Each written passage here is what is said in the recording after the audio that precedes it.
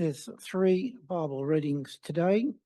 The first one being John 4:7-26, then Luke 19:1-10, and Luke 23:39-43. When a Samaritan woman came to draw water, Jesus said to her, "Will you give me a drink?" His disciples had gone into the town to buy food. The Samaritan woman said to him, "You are a Jew and I am a Samaritan woman. How can you ask me for a drink?" For Jews do not associate with Samaritans. Jesus answered her, "If you knew the gift of God and who it is that you ask for a drink, you would have asked him and he would have given you living water." "Sir," the woman said, "you have nothing to draw with and the well is deep.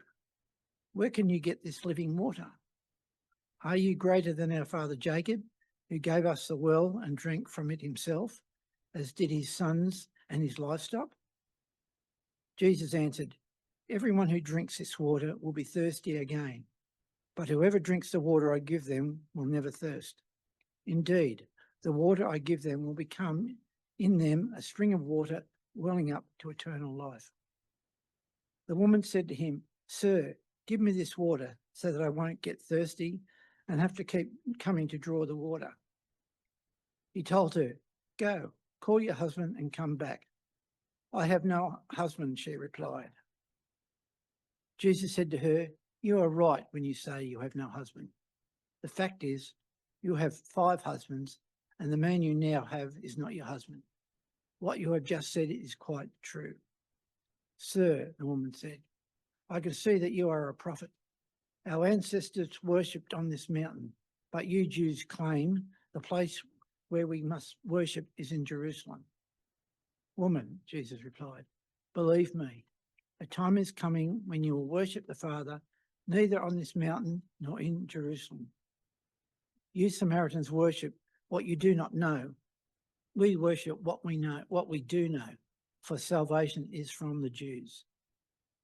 Yet a time is coming and has now come when the true worshippers will worship the Father in the Spirit and in truth, for they are the kind of worshippers the Father seeks. God is Spirit, and his worshippers must worship in the Spirit and in truth." The woman said, "I know the Messiah, called Christ, is coming. When he comes, he will explain everything to us." Jesus declared, "I, the one speaking to you, I am he."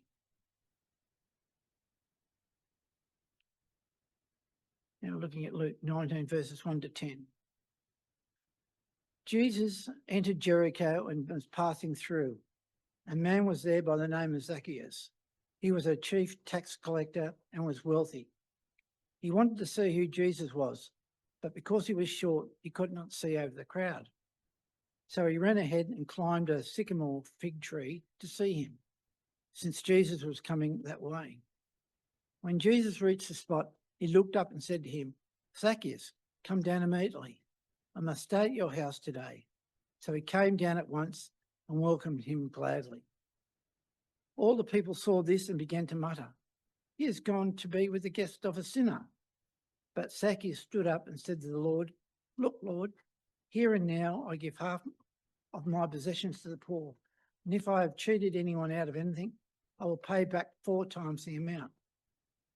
Jesus said to him, "Today salvation has come to this house, because this man too is a son of Abraham, for the Son of Man came to seek and to save the lost." Luke 23:39-43. One of the criminals who hung there, hurling insults at him, "Aren't you the Messiah? Save yourself and us." But the other criminals rebuked him. Don't you fear God," he said, "since you are under the same sentence. We are punished justly, for we are getting what our deeds deserve, but this man has done nothing wrong." Then he said, "Jesus, remember me when you come into your kingdom." Jesus answered him, "Truly, I tell you, today you will be with me in paradise."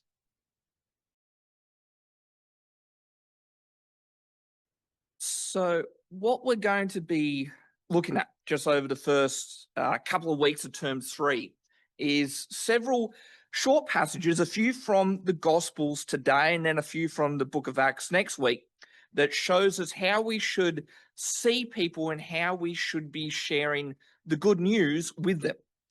Because here we get in these three passages from John and Luke that we just had read out, several interactions that we see Jesus have with some people from his time whilst he was traveling around Israel on his mission. And we see in these that he ends up speaking to several people that would probably be considered by most as being beyond help and not worthy of God. Because as we go through the New Testament, we see that during this time that there were many people that were looked down upon, and they're looked down upon especially by the religious leaders, and that they would not see many of them as being worth saving or even see them as being savable. That these people would be seen as being disqualified from the community of God because of what is either their past sins or even because of who they are and the life that they were living. That as they're down on their luck, they would be seen as cursed and getting what they deserve, or they would be seen as immoral and depraved because of the work that they had. And even worse than just being judged based on, say, past sins or who they associated with or what their occupation was, they may have even been condemned because of what is their cultural or ethnic background. That as they're not a pure Jew or even Jewish at all, they would be seen as being enemies of God and not seen as someone who could ever come to know God, because they'd be considered by birth and blood as just being unclean. And this kind of judgment of others that saw them as being what is outside of God's love and favor, even because of their social standing or the things that they may have done in the past, this is best shown to be wrong, the wrong attitude to have, and shown by Jesus in what was the parable of the Pharisee and the tax collector.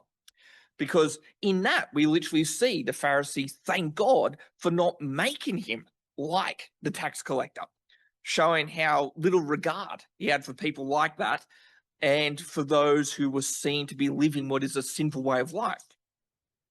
But we also see in that parable, by Jesus' comments and why he told that parable in the first place, that it was actually, in fact, the tax collector who was the one right with God.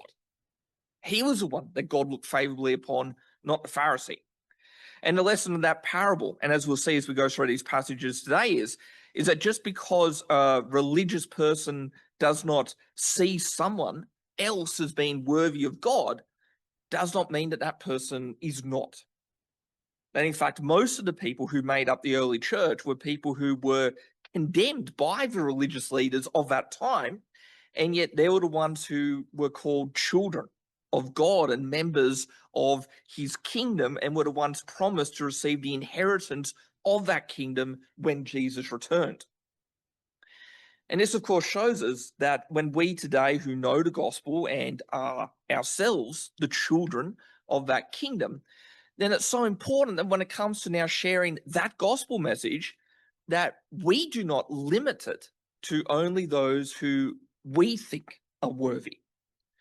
Because one of the dangers of the modern church, and we see this especially in Australia, is that we have created congregations of well-educated, middle-class people who are, for the most part, you'd say, socially acceptable.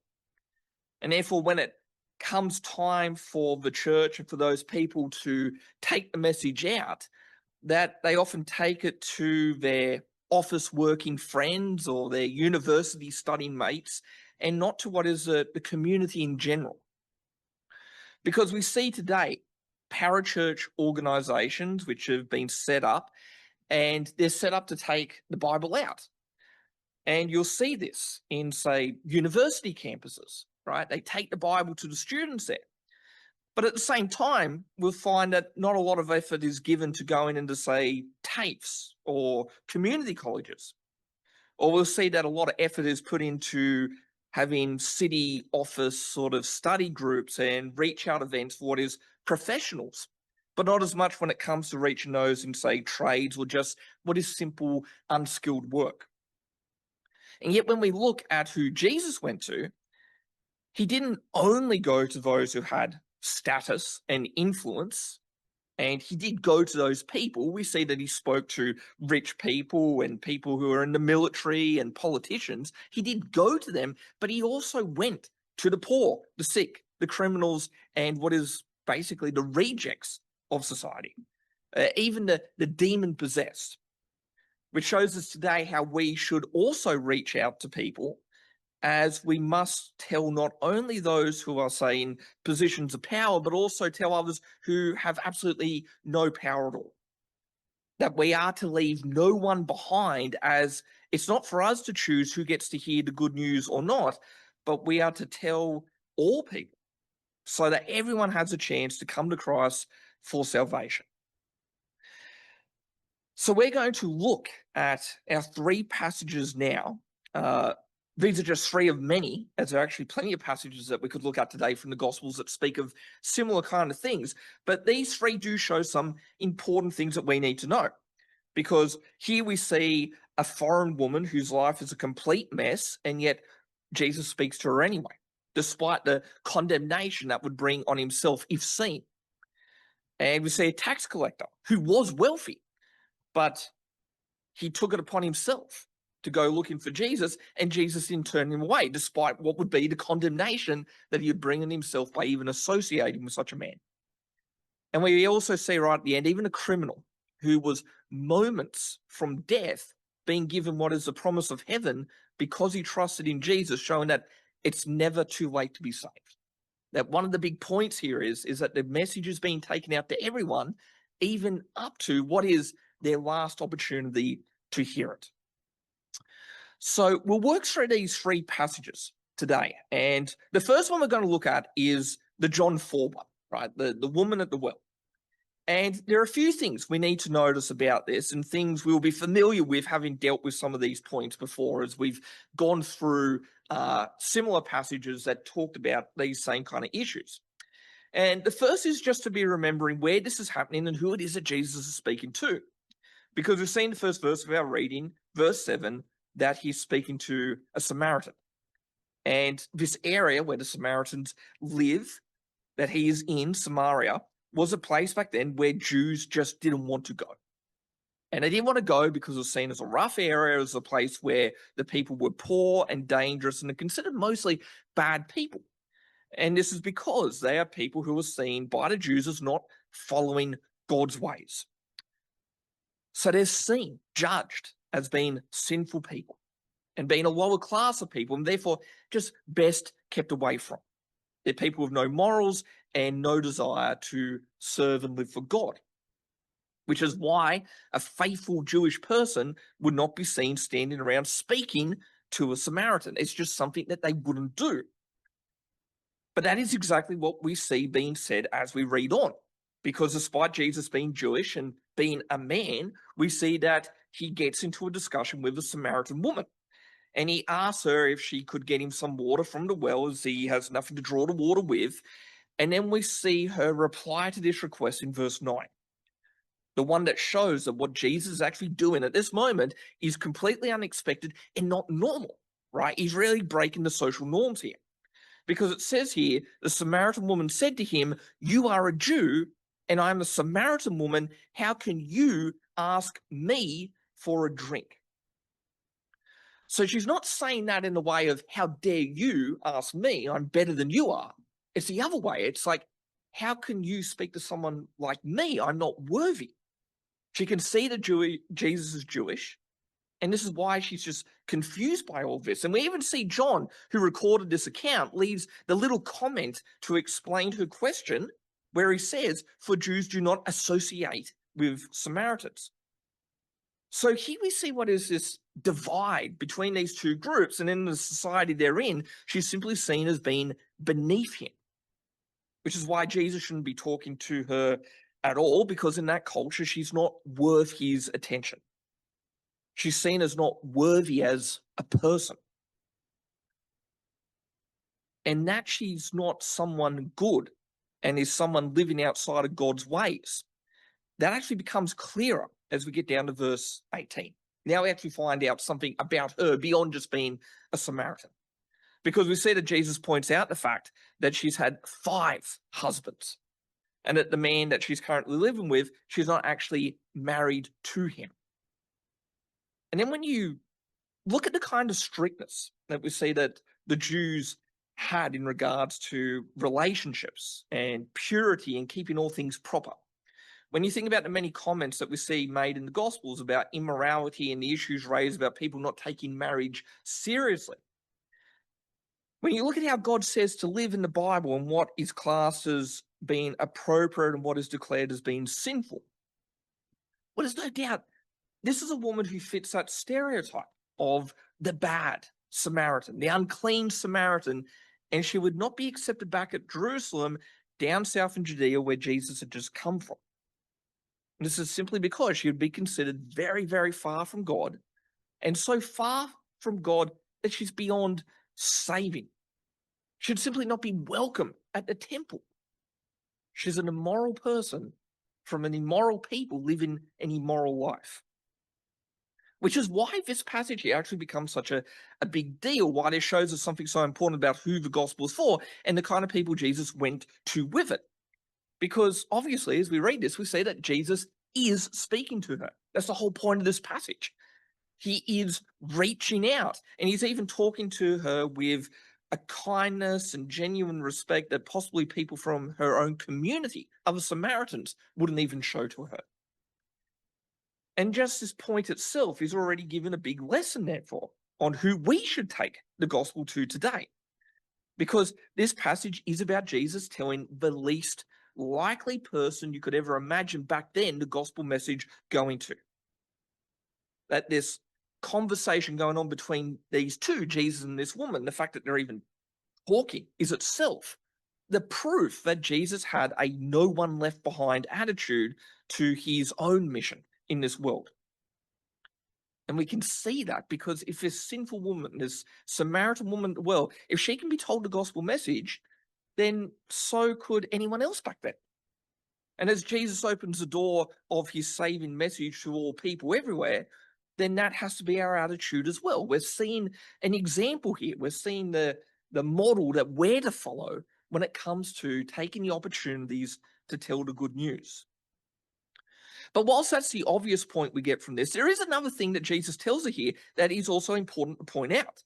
Because as he teaches her how she can worship God anywhere and how she'll be cleansed of her sin by what he calls living water, and he gives promises of what the gospel will bring about.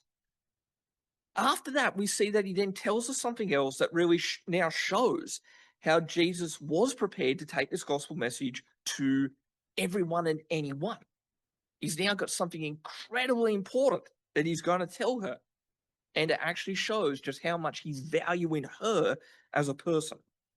And it's easy to read over this, not really let it sink in, especially when we look at this passage by itself and not read the rest of the book as we're actually doing this morning. We're just pulling one passage out, having a quick read. We miss a little bit more of the context on how it fits into the rest of the gospel. But what we're actually seeing here is Jesus reveals something to her, even though we see him in the other parts of the gospel intentionally withholding the same information from them. Because here we see in verse 25, this woman says to him, I know that Messiah, called Christ, is coming. When he comes, he'll explain everything to us. So we see that she doesn't say or ask if he is the Christ. That's not a question that she's giving to him. Instead, all she's saying is that she knows that the Christ will come one day. Right? It's just a statement that she's making. But then Jesus replies by saying something quite amazing and quite revealing. It's a revelation. Because he says to her, I, the one speaking to you, I am he. So all she says to him is that she knows the Messiah is coming, the Christ is coming one day in the future. And Jesus then straight away admits to being that long-awaited Messiah. And this is something that just doesn't happen anywhere else, because others had to guess. or even left in the dark as they weren't told by Jesus. They never found out. Because we see that the religious rulers back then in Jerusalem, the kind of people that would have condemned her and seen her as not worthy of God, they didn't have this incredible secret revealed to them. And as we know from his question to the disciples later on, even they were left to figure it out for themselves. We see that he asked them, "Who do you think that he is?" And he only confirmed it when Peter guessed it, when Peter said, "You are the Christ." And yet here, much earlier on, this massive revelation is given to the last person you would ever expect to be having such an incredible thing revealed to them. He's telling her, even though it would be ages later, before Peter even guessed it. So what we see in this passage is that this sinful Samaritan woman that apparently no one cares about, whose life is a total mess, she actually gets told directly by Jesus before anyone else as to who exactly he really is. That someone who is seen as being the lowest in society in his life is a mess. Even by standards back then, she's the one that now gets the Son of God revealing himself to her. That he's told of that a time is coming when even someone like her can worship God from anywhere. And now he's saying, I'm the one who's actually going to bring that time about. I'm the Christ who will bring you back into relationship with God. So the point here is, if Jesus brings the good news to someone like her, then this shows that even the least likely person can still be given the gospel and can actually, in fact, become a part of God's kingdom. That anyone can be cleansed by this saving grace, the living water, as he called it here. Because no matter how sinful they may have been or whatever society may think of them, they can be made right with God through him. So that's the big message we get from our first passage about how we should be taking the gospel out and who it is that we should actually be taking it to. Because we see that Jesus goes to and tells the people you would least expect him to go to, as this is someone that no one else back then cared for. And of course, whilst that doesn't mean not to go to the wealthy and the well-off and the people that others do care for, as that would be the wrong conclusion to come to from this. That the big mistake sometimes made is to think that we are to only tell the needy and those who are rich and powerful are the ones too far gone. They're too much living for the world. Well, we shouldn't come to that conclusion, as we don't want to go too far the other way, right? We want to make sure all people are finding and knowing Jesus. That's the point going on here. So we don't want to think that a woman like this is the only kind of person Jesus went to. But the point is, the passage does show that Jesus did not care if someone was from the wrong group or was seen as an outcast or undesirable, because the woman at the well already proves that even if society cares nothing for someone, Jesus still does, and we therefore should as well. Which now brings us to the next passage and the next person to look at, who is someone actually well off with plenty of money. And we'll look at this one because this does help to show that Jesus didn't discriminate against anyone. That rich or poor, it did not matter to him. And in this particular case, we see a couple of important ways that shows how Jesus made sure that this message really did go out to everyone. Because with this one, it starts with Jesus going into Jericho as he now continued towards Jerusalem, towards the end of his mission now. And this is where we find a man called Zacchaeus, who is not just a tax collector, but he's actually the chief tax collector and therefore has acquired a lot of wealth. Because back then, tax collectors did not just take the tax that was owed, but they would actually ask for more.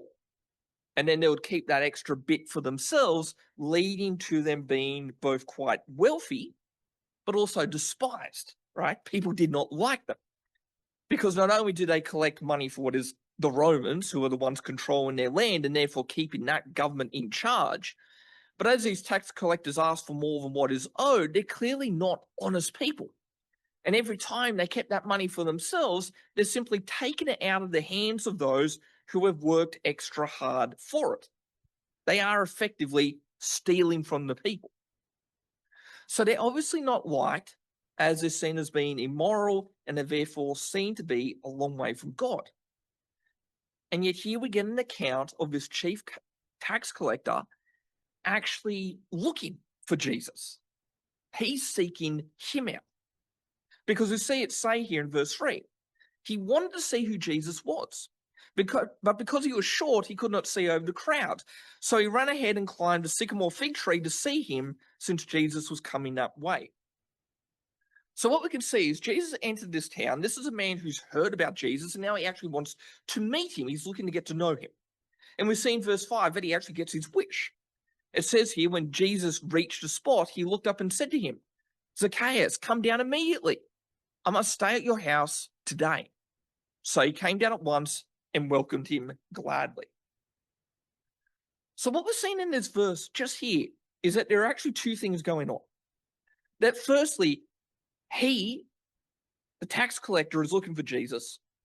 And secondly, that Jesus welcomes him. That Jesus doesn't say, "Go away, you're rich. I've only come to help those in need." Nor does he say, "You're a tax collector. You're the bad guy. Again, I'm not here for you and your type. I'm here for the people that you're ripping off." Instead, he says, "Come down to me, and I'm coming to your house today." So we see Jesus does not push him away or even ignore him, because when someone looks for him, Jesus accepts them. And then as we read on, we see that this acceptance by Jesus actually has a very good outcome, right? It changes this chief tax collector, changes his whole life now going forward. Because we see it saying verse 8, Zacchaeus stood up and said to the Lord, "Look, Lord, here and now I give half of my possessions to the poor. And if I have cheated anybody out of anything, I will pay back 4 times the amount." So what we see here is that he repents. That whilst he's made his wealth through what is dishonest means, now that Jesus changed his heart, he's now going to try to fix the harm that he has done. That this is all him having a change of life here. He's now going to cut out what is his sinful ways and now no longer cheat and scheme, but now start fresh going forward. And we see Jesus' reply to this is the proof that this is a genuine change in this man, and it's not just empty words. He's not just saying this. This really is a change of heart. Because Jesus says to him, "Today salvation has come to this house, because this man too is a son of Abraham. For the Son of Man came to seek and save the lost." So this man is someone who actually was lost, right? Just like the woman at the well. He was far from God, and yet now he gets told that he is a part of God's kingdom. That his wealth does not make him unsavable. And the way he acquired that wealth does not make him unsavable. Because now that he's seen Jesus and he's heard his gospel and he's repented of his sin, he can be saved just like anyone else. That is another example here of Jesus leaving no one behind, as it didn't matter what state they were in when Jesus found them, or in this case, the person came to find Jesus, because the message he brought really is for everyone, and he didn't exclude anyone, even if others would have. And we know for a fact that others would have excluded this particular man if it was up to them, even as he sought out Jesus and was ready to change his life for him. Because we didn't read verse 7 before, but look at what was said when Jesus went to his house. We read here, "All the people saw this and began to mutter, 'He has gone to be a guest of a sinner.'" So we actually see 2 important points here in how this is all working out and the response going on. One, that as this man is a tax collector, he is seen as a sinner and therefore seen as someone who should not be visited. Because that is what they're essentially saying here. He's not worthy of being reached out to. So they complain that Jesus has actually given him a chance. They'd rather see him stay in his sins than given a chance to repent. Just like the woman at the well. Why would you talk to someone like that? Right? They just think that this is someone not worth being helped or being saved. But the second thing is that by reaching out to him, Jesus now brings this judgment of the people onto himself. Because they now complain about him as he didn't leave this man behind. They judge Jesus because he accepted this man's desire to see him. And just by these events, how this all played out, we therefore get what is two big lessons here that we need to understand about sharing the gospel today. The lessons of how we should see reaching out to others who need to hear it as something that we must do, but also the consequences of when we do so and being prepared and willing to face those consequences. Because what we firstly see here is that when people come looking for the gospel, we should never push them away. I mean, that's the point being made here.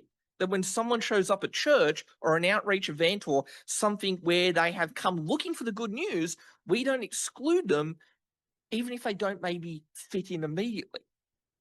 So, for example, if a politician came to this church, someone from the wrong side of the political aisle, and not the kind of person you would expect to want to be in a church, as they have perhaps publicly campaigned to end SRE or to promote abortion or whatever, right? They're that end of the spectrum. Well, the right response to a visitor like that is not to question why they would want to be here, but to give them the gospel anyway, to welcome them in. And if someone came in who has gotten rich from immoral means, maybe because they got their money through poker machines or brothels or being the middleman at the expense of everyone else. So something that may be legal, like tax collecting, but is clearly ungodly and not right in the damage that it causes and the way it's being done, then likewise, the right response is not to wonder why they would want to be here, but to just give them the gospel, to give them the Jesus that they've come looking for. Because if they've come seeking, it's not for us to question why they would want to know the gospel, to know Jesus, but to share that good news with them regardless. And if they accept it and they repent, then they are as much a part of God's kingdom as any of us, despite the fact that they may have lived their life in a way that put them once against God's people. Because the mistake can be to see them as someone not worth reaching, but as we see in a passage like this, even the least expected can still come to believe. That people will seek Jesus, whatever their past is, because it's actually God calling them to come to him. And if God's calling them, then we're never to push them away. And of course, the second thing to see in all this is that Jesus spoke to this man, it damaged his own credibility. As they looked at him and they said, he's gone to be the guest of a sinner. And yet, as we see, Jesus didn't care what they said and didn't hesitate for a second. That it didn't matter what people thought of him connecting with this man, because all he cared about was saving this man, not leaving him behind. And there's a very important lesson in that about how when we take the gospel to people who don't fit in, that is okay, and not to fear what people say. Because sometimes today, some Christians can be more scared of being seen with the wrong people and how that would look than actually reaching out to save those people. That they don't want to be seen, particularly in public, being associating with sinners, almost if that makes them sinners by that association. But as we often see, Jesus didn't care about his reputation. Like seeing the woman at the well he spoke to.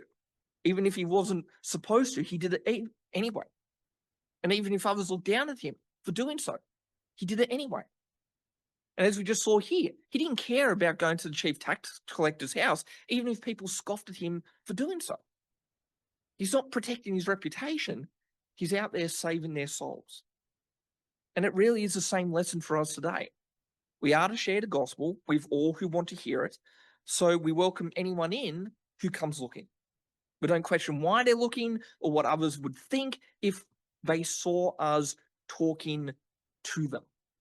We wouldn't sit here worried going, oh, what will people think if they saw that politician or that person who made their money that way in our church? We're not worried about the judgment that comes from outside. We're worried about them hearing the gospel, repenting, and coming to know Jesus. Because the reality is, and why we do this, is that no one is good enough for God's kingdom to begin with. So we're all actually entering that kingdom the same way. We're entering through knowing Jesus and his gospel, which is why we must never hide or be afraid of taking that message to those people and letting them know it as well. And this all leads to our last passage, and one that really shows the importance of never keeping that message from anyone. As here we see how it didn't matter how someone had lived their entire life, because as long as they are alive, there was always the opportunity for them to repent and to believe. Because this passage here is a well-known one about the criminal on the cross who's beside Jesus. And we find out from it that not only has he lived a life of sin, and he knows that, but this really was his last day on earth, showing that we must never miss the chance, the opportunity to tell people before it is too late. Because we see here in the first verse of this passage, verse 39, that it says, one of the criminals who hung there hurled insults at him. Aren't you the Messiah? Save yourself and us. So here we see one of two criminals is mocking Jesus and just doesn't believe in him. That even though that person himself is actually dying on the cross, he's clearly so deep in his sin that he would rather insult Jesus with his last breath than actually trust in him. Okay, so he is someone who is going to be lost. But that's where we see the other criminal now speak, and he shows a completely different attitude. One that actually shows repentance and belief and a true desire to follow Jesus. Because it now says, but the other criminal rebuked him. That was the first criminal. Don't you fear God, he said, since you are under the same sentence. And then we get the key part, the one that shows the way he has actually lived his life. As he now says, we are punished justly, for we are getting what our deeds deserve. But this man has done nothing wrong. So we can see here that he knows he has lived a life of sin. That whilst he's dying on the cross, he does not play the victim or argue for his innocence, but he says he's actually getting what he deserves. So he knows he's done something worth being crucified for. That he's clearly not lived a good life. He hasn't just done a few wrong things and spent a bit of time in jail. He's been bad enough that they're actually killing him. But he admits to having lived the life of being a serious criminal worthy of death. So he is not a righteous person. He's not a godly person. So he's even more of an outcast than the people that we've seen in the other passages. Because the Samaritan woman may have been looked down upon, and the tax collector likewise was despised. But this is a criminal worthy of death.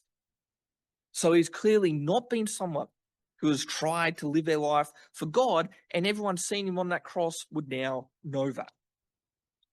And on top of not having lived for God and having lived in sin, as said before, this is his last day on earth.